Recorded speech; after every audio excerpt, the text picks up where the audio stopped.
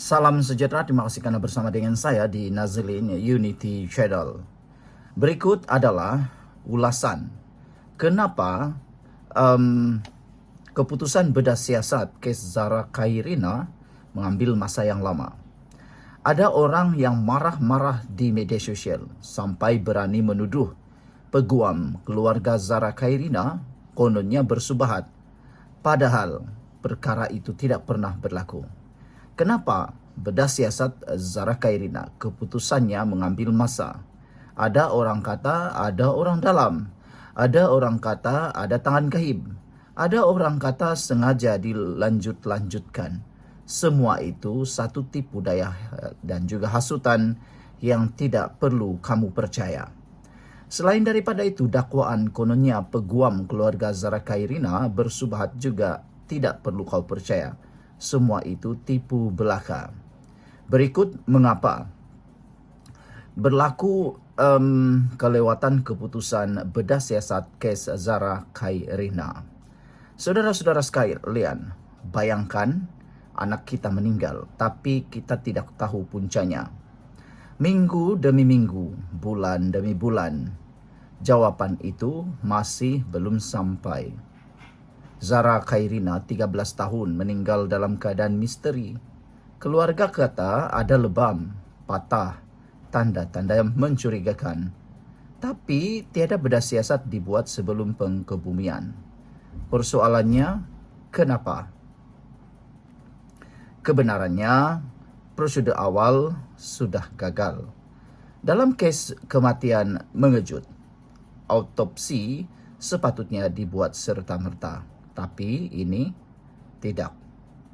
Hanya selepas keluarga buat laporan polis kedua, barulah pejabat peguam negara arahkan exhumation, iaitu gali semula kubur 3 minggu selepas Zara dikebumikan.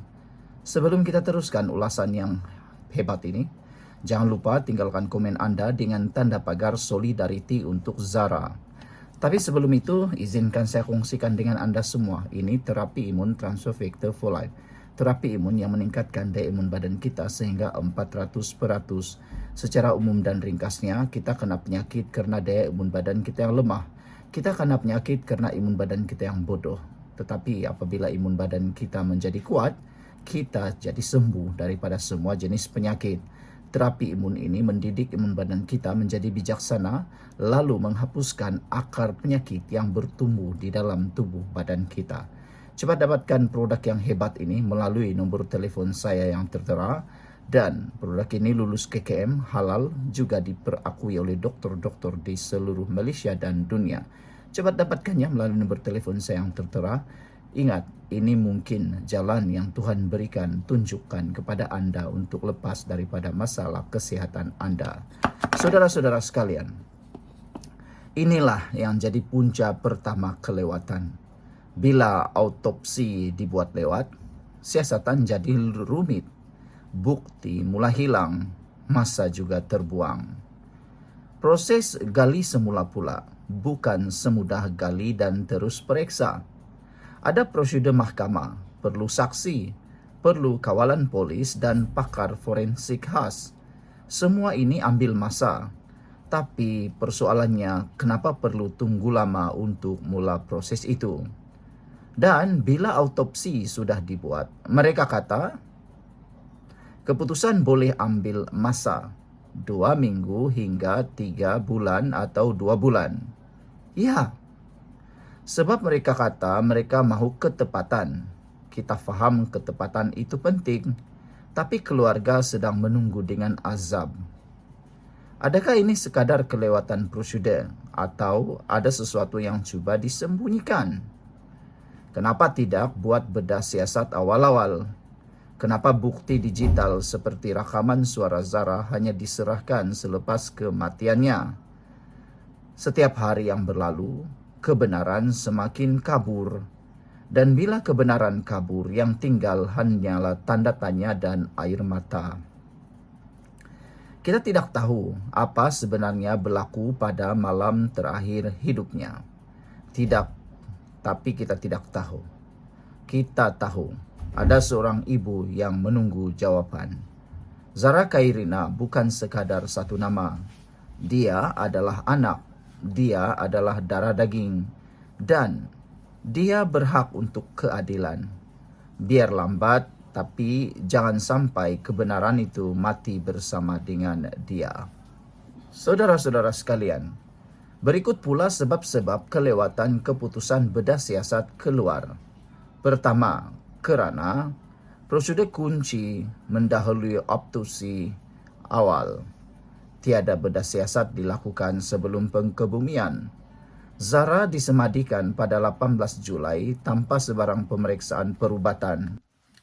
Saudara-saudara sekalian, permintaan rasmi dan perintah AGC.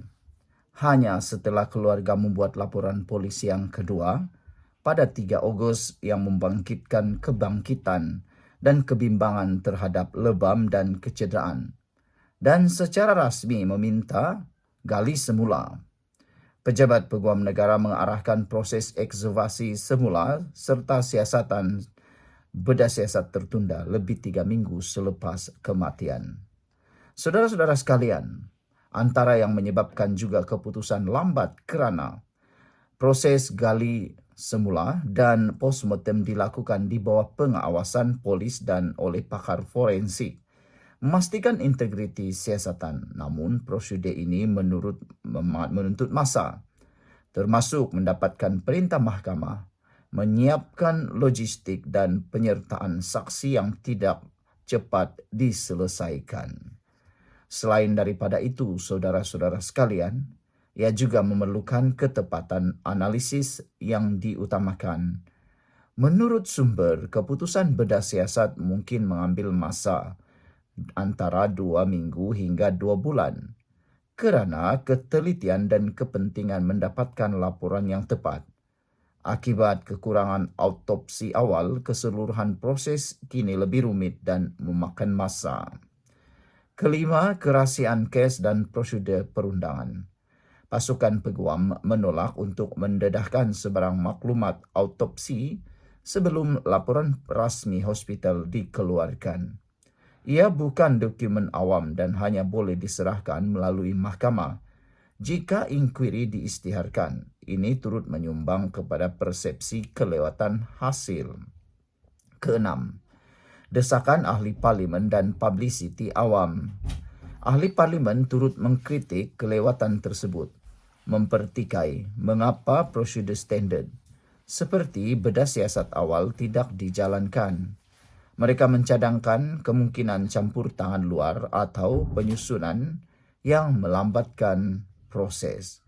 Secara ringkasnya, saudara-saudara sekalian, yang menyebabkan kelewatan keputusan bedah siasat itu ialah tiada autopsi awal, proses gali semula yang tertunda, ketelitian kepentingan, dan prosedur formal kompleks, kerahsiaan dan tata perundangan, serta tekanan politik dan publicity. Kelewatan keputusan bedah siasat Zara Khairina bukan semata-mata isu birokrasi, tetapi hasil daripada gabungan kekosongan prosedur awal, keperluan ketelitian forensik, tata cara perundangan dan sensitiviti politik.